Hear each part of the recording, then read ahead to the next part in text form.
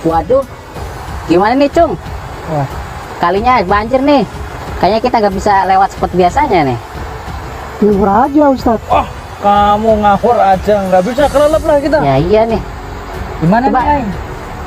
Udah kita coba pikirin caranya, bagaimana caranya biar bisa nyebrang.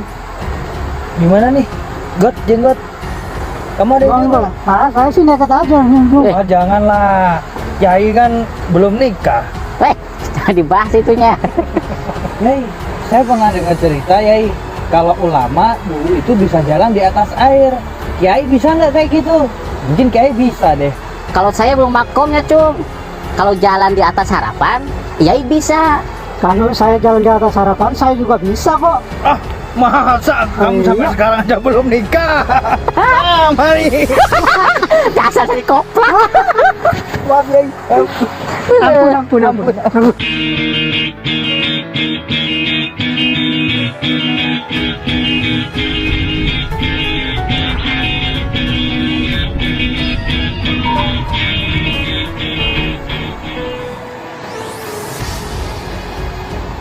Wah, kita udah keduluan nih. Iya Pak Pendeta. Coba ke sana. Waduh, gimana nih cara nyebrangnya Cung? Iya nih Yai, bingung juga. Belum ada solusi nih. Gimana nih? Udah. Ngapain pagi-pagi di sini? Lo Lip, lo mau kemana Lip? Itu mau ke seberang mau nginjil. Ya sama, aku juga mau kampung seberang. Lah, emangnya mau ngapain ke sana? Kalau aku mau berdakwah Lip. Nih bareng santri-santriku. Ini si Sipit dan ini si Jenggot. Tapi aku lagi bingung nih Lip. Gimana caranya bisa ngelewatin kali ini? Ini kalinya banjir. Kamu sendiri gimana? Ada cara nggak untuk bisa ngelewatinnya? Kalau aku mah gampang. Tinggal berdoa pada Roh Kudus biar dikasih tahu caranya. Ya enggak? Ya Pak Pendeta. Wih, kamu hebat Lip. Gimana caranya Lip? Coba deh praktekin. Ya udah dah, tunggu sebentar. Aku mau berdoa dulu ya.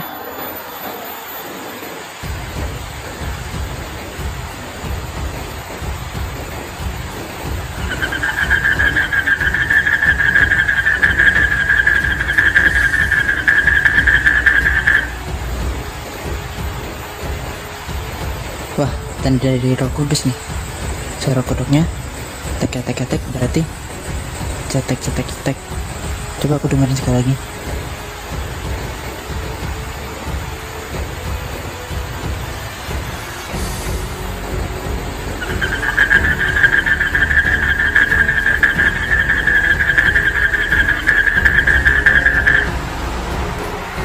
Nah, puji Tuhan, Dat.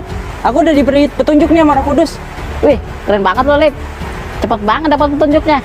Coba apa petunjuknya? Tadi aku pas berdoa, dengar suara kodok, bunyinya tek. Aku yakin ini petunjuk dari Roh Kudus. Kalau kalinya ini cetek, jadi aku bisa melewatinya. Ya udah kamu duluan. Nanti aku sama santri-santriku nyusul. Siap Yai. Siap God. Iya. Oke, siapa takut? Ayo murid-murid.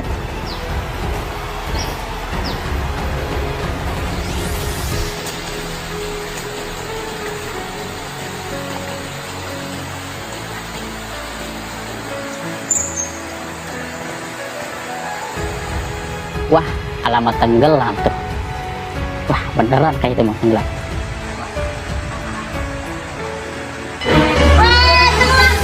Salib, itu tenggelam, salib. Bantuin Com. Bismillah. Tolongin.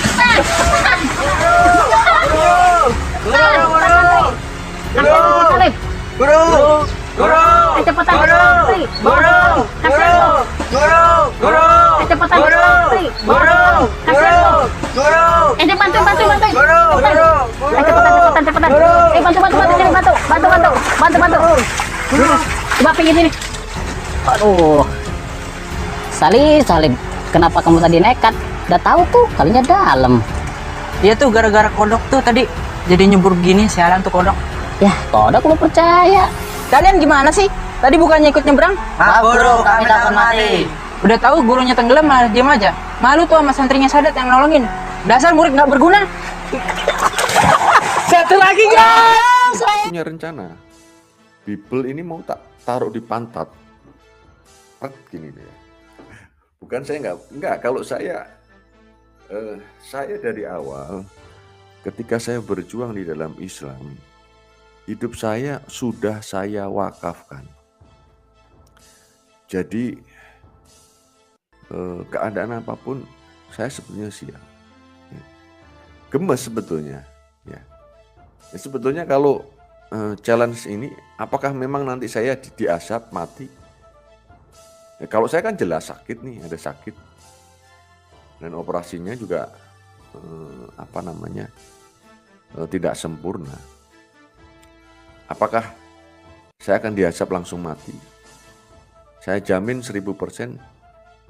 Ya nggak mungkin gitu loh. Jadi memang itu hal yang dicari-cari oleh si tanpa ragi. Ini manusia jahat, saudara, ya. Jahat, ya. Dengar-dengar sih Bandung ya. Kalau Bandung teh cocok itu, kena ya. Minimal gigi depan 2 lah lepas ya.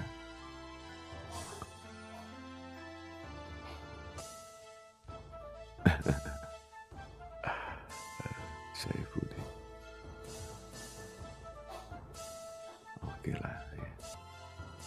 Atau saya eksperimenkan saja ya.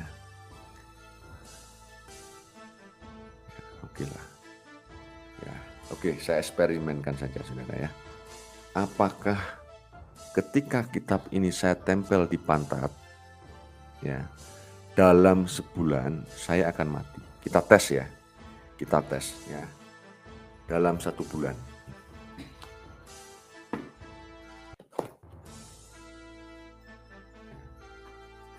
Kita lihat apakah dalam sebulan saya akan mati.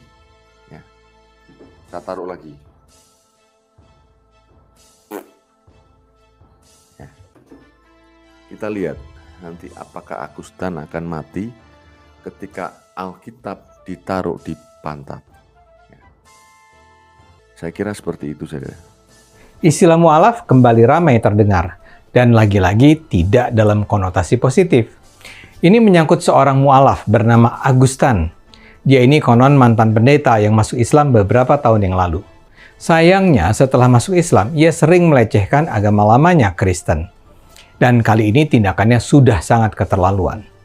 Dia membuat video yang seolah menantang Tuhan. Agus menyatakan ingin bereksperimen.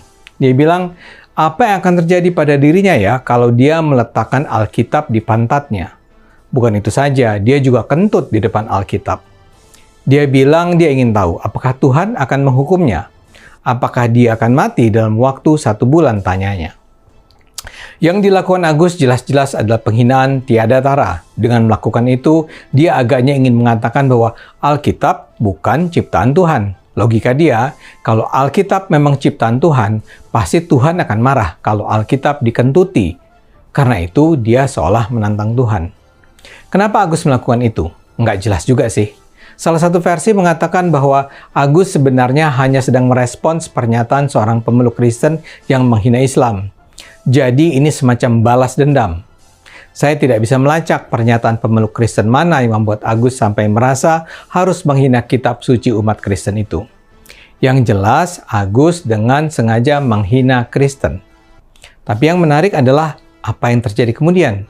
Tiba-tiba saja tersiar kabar bahwa Agus sakit keras. Ada berbagai video yang menunjukkan bagaimana Agus terbaring dalam kondisi tak berdaya di rumahnya. Dari tanda-tanda fisiknya, ia seperti terkena stroke. Sebagian orang dengan sinis bilang, jangankan sebulan, baru beberapa hari saja setelah ia mengumumkan penghinaannya terhadap Alkitab, ia sudah terkena stroke. Pertanyaannya, apakah memang sakitnya Agus terjadi karena sikap menantangnya itu? Jawabannya tergantung. Anda menggunakan pendekatan rasional atau spiritual dan supranatural. Kalau jawaban rasionalnya ya Agus memang sakit karena kondisi kesehatannya memburuk. Kabarnya ini bukan pertama kali dia terkena stroke. Setahun lalu pun dia sudah menderita semacam tanda-tanda stroke. Agus sendiri terkenal sebagai pekerja keras yang seringkali tidak cukup istirahat. Dalam videonya dia juga bercerita tentang nasihat dokter yang memintanya untuk tidak memaksakan diri. Orang yang sudah terkena stroke kan memang bisa berulang stroke-nya kalau dia tidak menjaga diri. Jadi ya normal-normal saja. Tapi kita juga bisa melihatnya dari sisi spiritual, hubungan dengan Tuhan.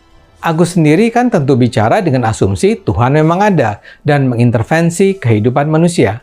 Dia terkesan meminta jawaban apakah Alkitab memang adalah buku yang sesat. Dengan kata lain, Agus menunggu jawaban. Agus memang memberi tantangan yang lebih dramatis. Kalau Tuhan tidak berkenan, maka matikanlah Agus dalam 30 hari. Ternyata, Tuhan yang dipercaya Agus tidak mengambil nyawanya. Tapi Tuhan memberi jawaban, kalau bukan peringatan. Mungkin bukan hukuman, tapi peringatan. Tentu saja ini multitafsir. Tapi salah satu peringatan yang masuk akal adalah Tuhan tidak suka kalau Alkitab dilecehkan seperti itu. Dan ini tentunya bisa menjadi peringatan penting bagi Agus dan para mu'alaf lainnya. Ya ini penting karena Agustan memang sering menghina Kristen. Dia misalnya menyebut pemeluk Kristen sebagai penyembah bani kolor, penyembah bangkai. Dia mengatakan otak orang Kristen senantiasa error. Dia bilang sebaik-baiknya umat Kristen, mereka tidak lebih dari babi haram dan anjing-anjing pincang. Dia bahkan menganggap orang-orang Kristen yang misalnya merana karena tidak boleh mendirikan gereja, sebenarnya hanya playing victim untuk membangkitkan simpati. Dia juga menyatakan orang-orang Islam yang membela orang Kristen adalah orang somplak. Jadi di dalam hatinya memang ada kebencian terhadap umat Kristen. Dan kalau sekarang dia terkena stroke setelah menghina Alkitab, itu saya percaya adalah peringatan yang memang datang dari Tuhan.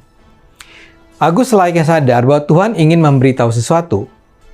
Apakah ini berdampak pada cara Agustan berdakwah? Saya harapkan begitu. Masalahnya memang ada begitu banyak mu'alaf yang terkenal karena menjelek-jelekan agama lamanya, terutama Kristen. Salah seorang yang paling terkenal adalah Yahya Waloni. Sebagaimana Agus, Yahya juga mengaku mantan pendeta. Omongannya baru bisa direm setelah ia sempat dipenjara 5 bulan karena penghinaannya terhadap Kristen. Atau juga Ustazah Irena Handono. Dia mengaku mantan biarawati. Dalam ceramahnya dia juga suka sekali menjelek-jelekan Kristen.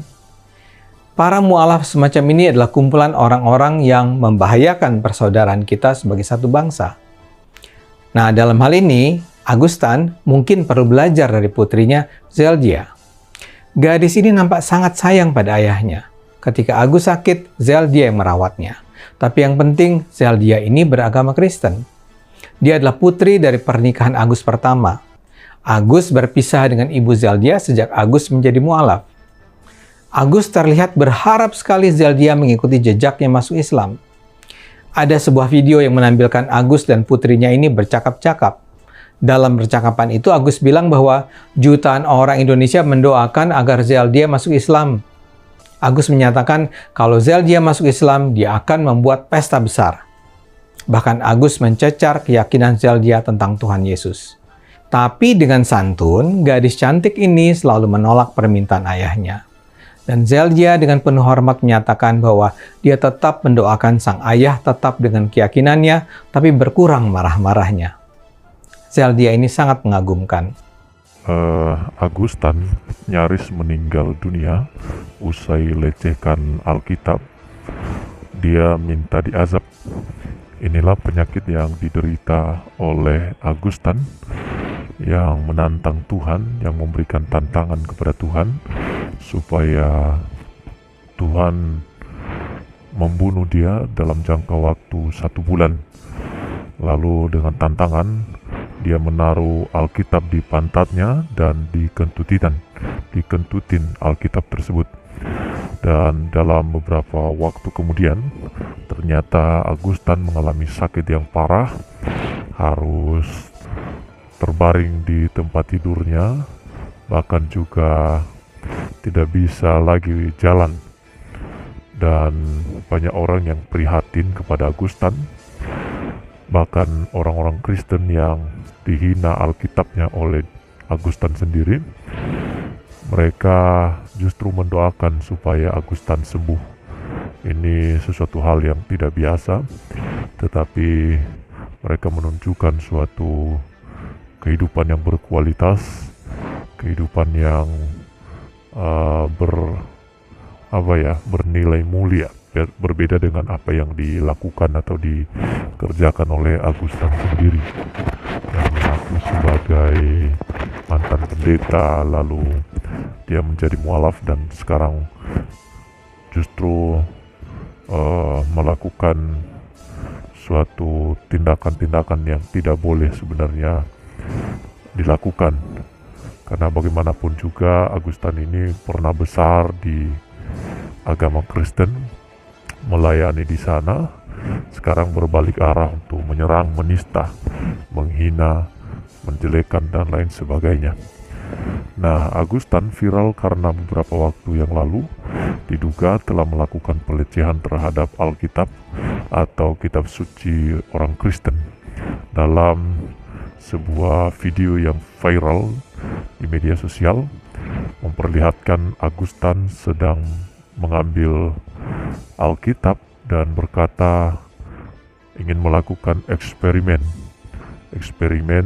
dalam artian membuktikan apakah Alkitab itu benar atau palsu. Kalau itu berasal dari Tuhan, maka Tuhan akan membela kitabnya. Tapi kalau itu bukan berasal dari Tuhan, maka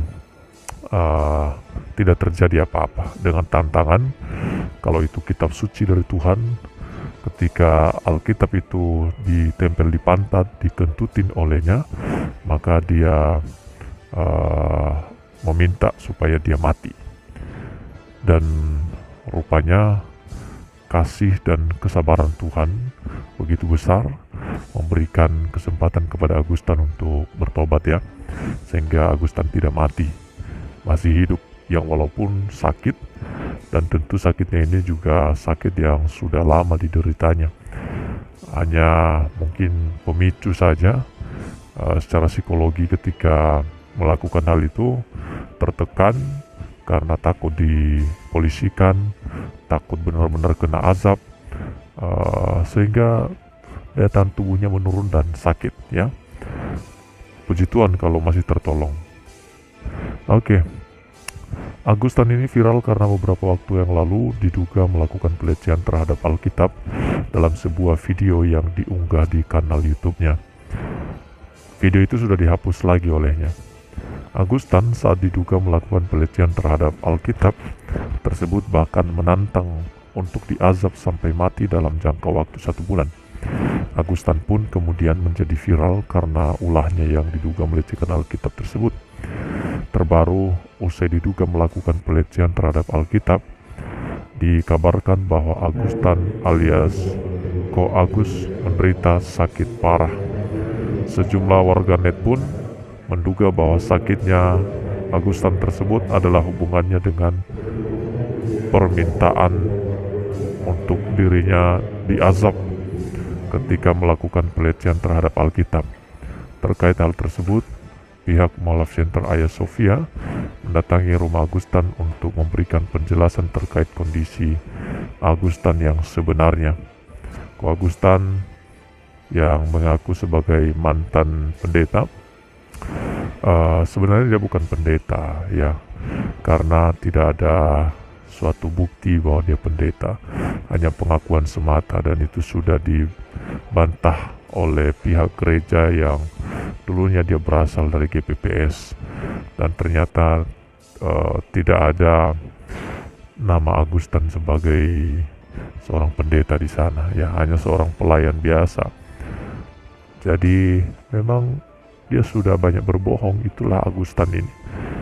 Ya, kita doakan saja Agustan ini supaya Tuhan pulihkan kesehatannya, Tuhan berkati dia, Tuhan tolong dia, dan Tuhan kasih dia kesempatan untuk mengalami pertobatan.